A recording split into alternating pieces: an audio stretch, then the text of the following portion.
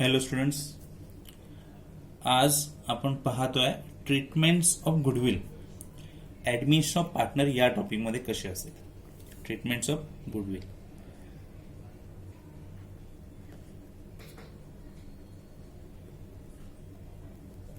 Okay, कोणत्या टॉपिकमध्ये?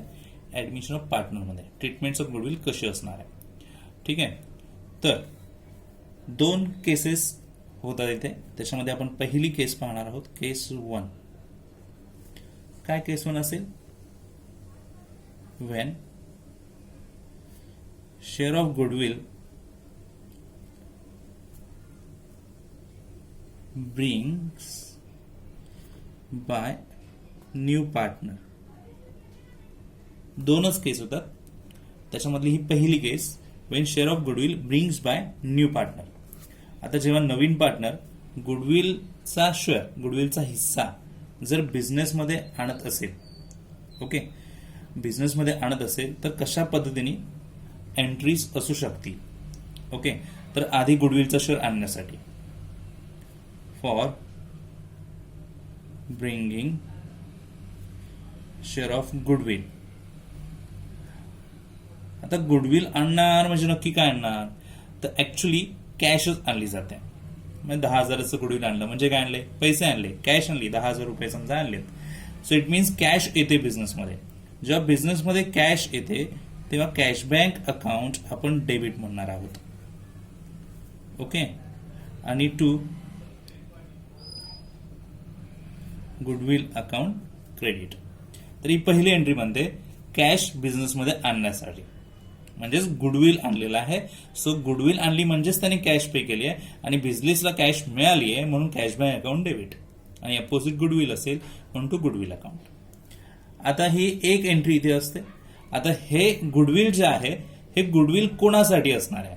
नवीन partner goodwill आणतो कोणासाठी? तर हे ओल्ड पार्टनरसाठी असतं.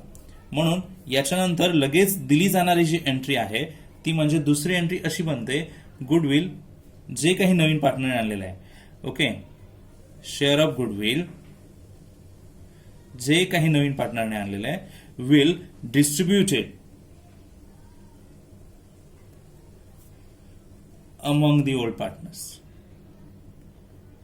ओल्ड पार्टनर्स मध्ये लगेच डिस्ट्रीब्यूट होतात. ओके, सो एंट्री कशी यायला हवी बघा. आता जेव्हा नवीन पार्टनर गुडविलचा हिस्सा बिझनेसमध्ये आणेल तर हे गुडविल ओल्ड पार्टनरसाठी असतं आणि ओल्ड पार्टनर्स जे आहेत लगेच हे गुडविल आपापल्या अकाउंटला वाटून घेतात. Okay, so share of goodwill distributed among the old partners. ठीक आहे, तर बघूया कशा पद्धतीने गुडविल डिस्ट्रीब्यूट केलं जाईल.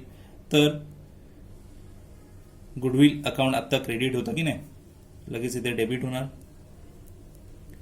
टू कोण वाटून घेत आहे? Old partners. समजा ओल्ड पार्टनर्स ए आणि बी असतील तर कशा पद्धतीने एंट्री येईल? A's capital account, okay, to B's capital account. पहा कळतंय की नाही? सो समजा नवीन पार्टनरने गुडविल आणलं असेल तर गुडविल आणण्याची एंट्री बनते cash bank account debit to goodwill account, कारण तो कॅशमध्ये पैसे आणत असतो गुडविलचे. तर बिझनेसमध्ये कॅश पैसे येतात, कॅश येते, cash bank debit to goodwill account. आलेलं गुडविल लगेच ताबडतोब ओल्ड पार्टनर्स आपापल्या अकाउंटला जमा करून घेतात म्हणून गुडविल अकाउंट डेबिट होणार. इथे क्रेडिट होतं, इथे डेबिट होईल आणि ते आपापल्या अकाउंटला वाटून घेणार म्हणून टू एस कॅपिटल अकाउंट आणि टू बीस कॅपिटल अकाउंट अशी एंट्री बनणार आहे. Okay, fine. आता पुढे, आता जर हेच गुडविल आता त्यांना मिळालेलं ओल्ड पार्टनर्सला, ओल्ड पार्टनर्स काहीही करू शकतात या गुडविलचं. म्हणजे काय करू शकतात? तर हे आपापल्या सेल्फ यूज साठी घरी घेऊन जाऊ शकतात. पैसेच असणार ते घेऊन जाणार. अदरवाईज ते बिझनेसमध्ये राहतील. जर बिझनेसमध्ये राहिले, ओके, जर त्यांनी असं म्हटलं की share of goodwill withdrawn by old partner, okay, so असं म्हणूया, if old partners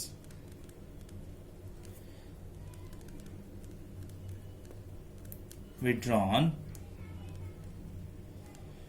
share of goodwill.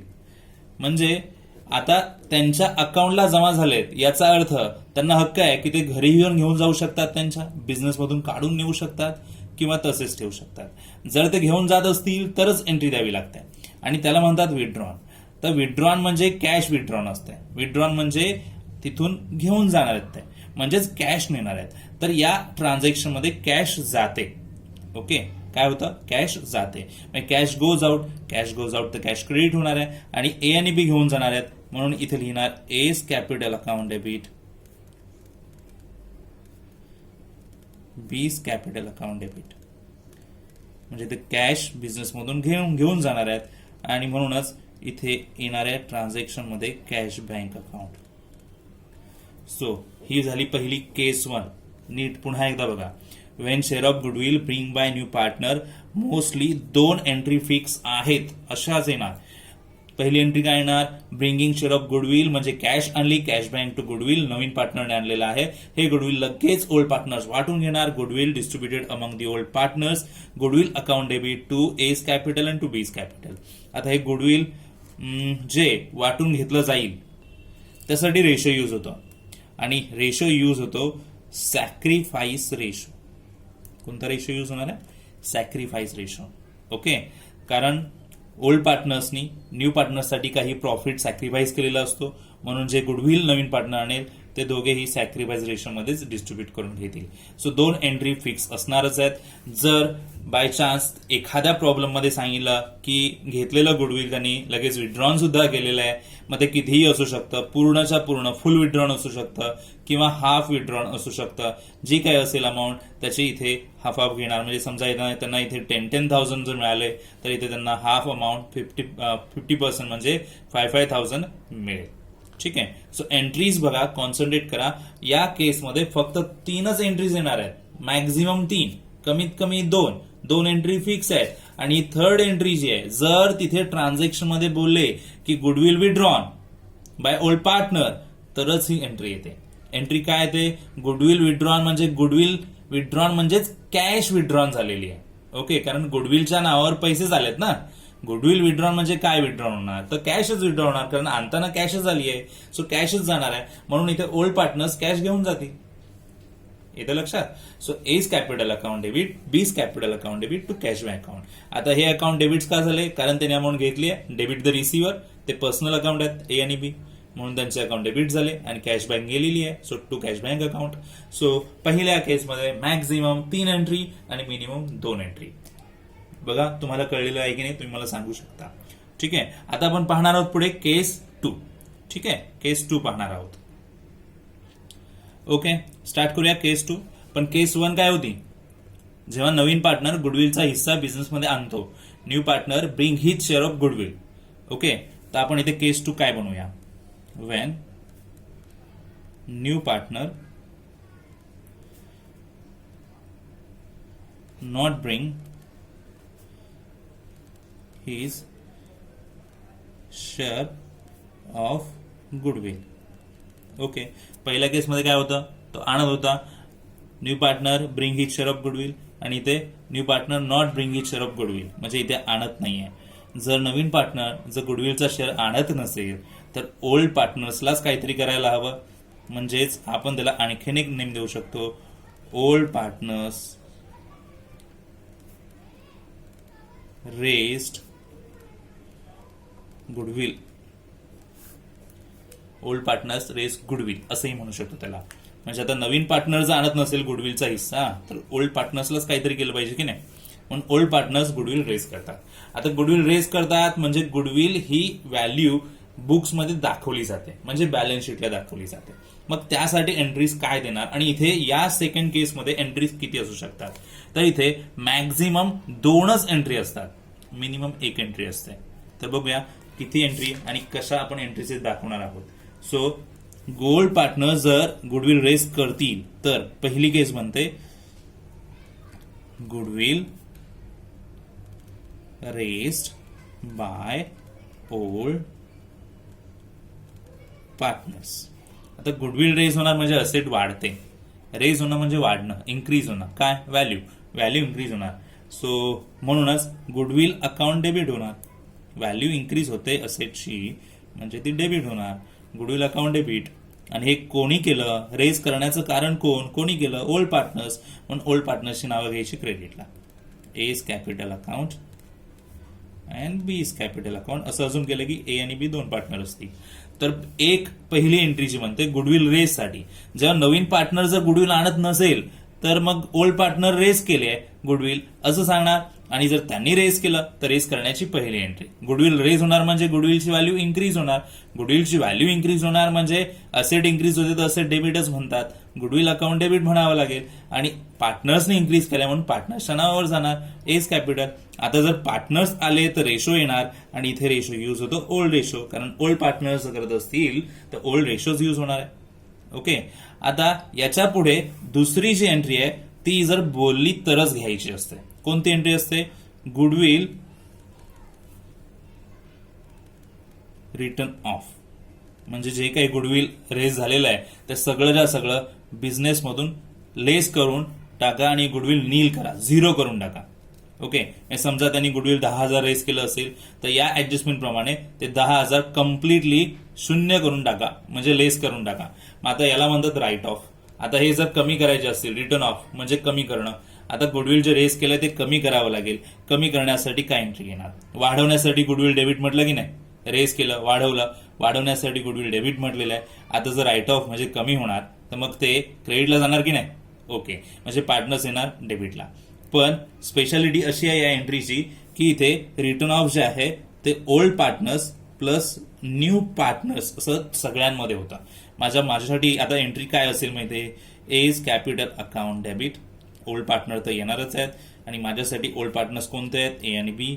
आणि स्पेशली न्यू पार्टनर समजा सी असेल तर त्याचंही नाव घ्यावं लागेल.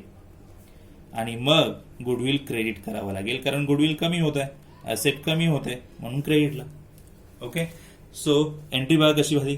रिटर्न ऑफ करताना ओल्ड आणि न्यू पार्टनर असे दोन्ही पार्टनर गरजेचे असतात आणि त्यासाठी गरजेचा असतो न्यू रेशो. तर न्यू रेशो जर प्रॉब्लेम मध्ये दिला असेल तर व्हेरी गुड, नसेल दिला तर आपल्याला न्यू रेशो कॅल्क्युलेट करावा लागेल आणि त्याच्यानंतर मग आपण गुडविल रिटर्न ऑफची एंट्री कंप्लीट करू शकतो. कारण तिघांमध्ये अमाऊंट द्यायची तर तिघांसाठीचा रेशो पाहिजे की नाही? येस. सो आता या केस नंबर 2 मध्ये आपण म्हटलं होतं की नवीन पार्टनर गुडविलचा शेअर आणत नाही म्हणून ओल्ड पार्टनरला त्याच्यामध्ये ऍडजस्टमेंट करावी लागते. ओल्ड पार्टनर स्वतःच गुडविलची व्हॅल्यू बिझनेसच्या अकाउंटमध्ये रेज करतात, म्हणजेच बॅलन्स शीटमध्ये रेज करतात. सो गुडविल रेज झाल्याची पहिली एंट्री म्हणते goodwill account debit to partners. Old रेशोमध्ये अमाऊंट जाईल आणि हेच गुडविल बिझनेसमध्ये दाखवू नका असं सांगतात, राईट ऑफ करा असं सांगतात.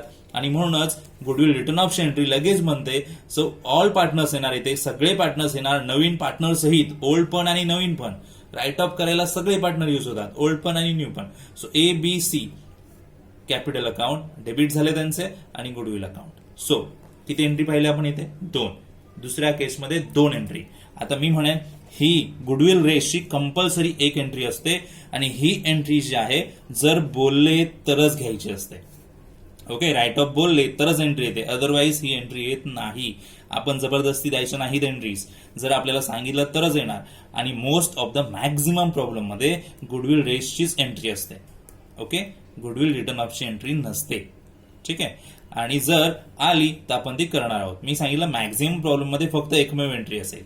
असे कोणते कोणते नेमके प्रॉब्लेम असतील ज्याच्यामध्ये राईट ऑफ सुद्धा बोललेले असतील, मग अशा वेळेस 2 एंट्री बनतील. सो सेकंड केसमध्ये किती एंट्रीज झाल्या? 2. आणि पहिल्या केसमध्ये एंट्री किती झाल्या? मॅक्झिमम 3.